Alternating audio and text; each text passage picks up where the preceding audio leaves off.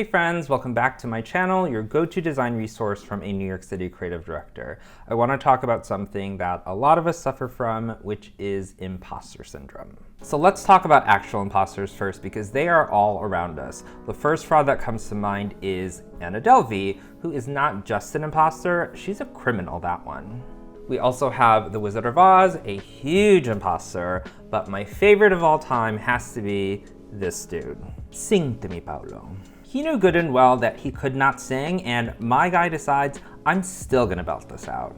The disrespect. So we don't wanna be like any of these people, but the idea behind imposter syndrome is that you're not actually an imposter, but you just feel like one. The first step is admitting you have a problem. Okay, not really, because I don't have 12 steps to fix this for you. Full disclaimer that this video might actually be inconclusive. I feel like this leans more on psychology, which is not my area of expertise, but maybe sharing my experience can give you comfort that you're not in it alone.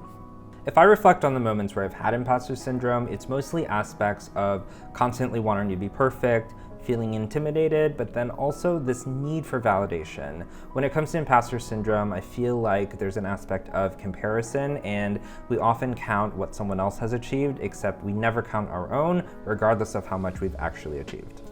Let's start with Wired. They do such great design there, and when I started, I never really felt like my work was of the same caliber. Everyone would compliment my work and my work ethic, but I still felt like I wasn't up to par. This actually served as a deterrent in my work. I rarely presented new ideas because I was afraid of suggesting something that exposed my lack of experience.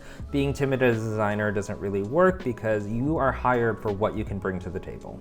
My boss gave me a lot of positive feedback, which alleviated my insecurities over time. Now, this was not always the case. I've definitely had bosses that have ripped apart my work, and then that gets confusing. I have great feedback from one boss, and then I have another boss at the opposite extreme.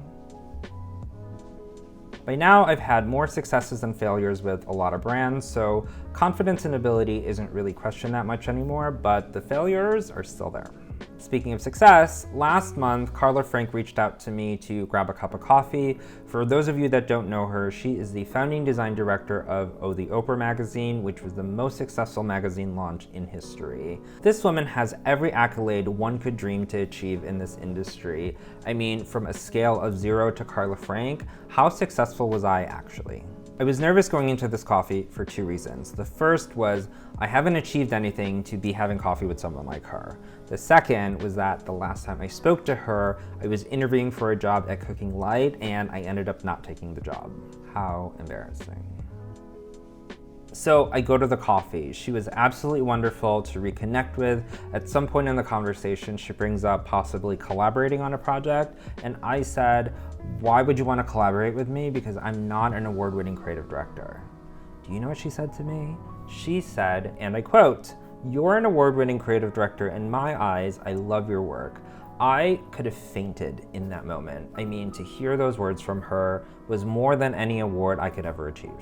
I've done things in my career, but sometimes my brain only wants to brain the things that I haven't done. So let's talk about something that I have done, but I don't have imposter syndrome with, which is this YouTube channel. I mean, I think it's coming along fairly naturally. Comment below and you tell me.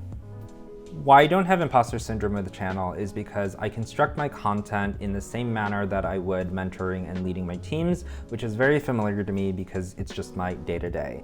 I'm also doing this from the comfort of my home, which is familiar, and I'm also just talking to a camera, so there's not that many factors to be intimidated by. Before I started this channel, I did a survey of what design education online looks like. It wasn't great, and there's a lot of people faking it till they make it.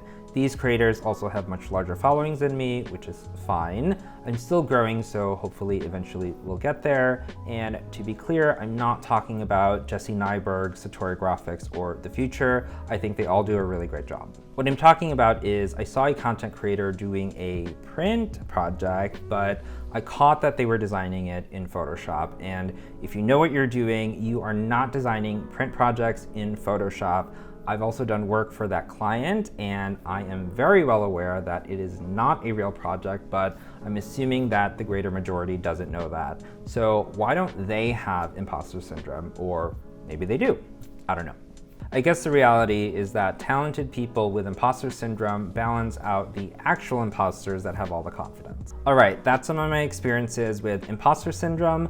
Some things I'd like to see in general is normalizing imperfection. If you watch a lot of my other videos, I'm always saying that there's no right answer, and I promote that you have free reign to make your own design decisions. You're definitely gonna make mistakes along the way, but that's how we all got to where we are, by making mistakes. For yourselves, reflect monthly or even yearly on your accomplishments. It's a good baseline for tracking progress, but also writing things down is a nice visual reference to remember the things you've achieved. I'm curious what you've been through and how you've overcome it, or maybe you haven't overcome it. Turn the comment section into a support group. If you need some positive reinforcement, always remember that Paolo Vallasari once said, "Because you shine like the light from the sun." See you next time.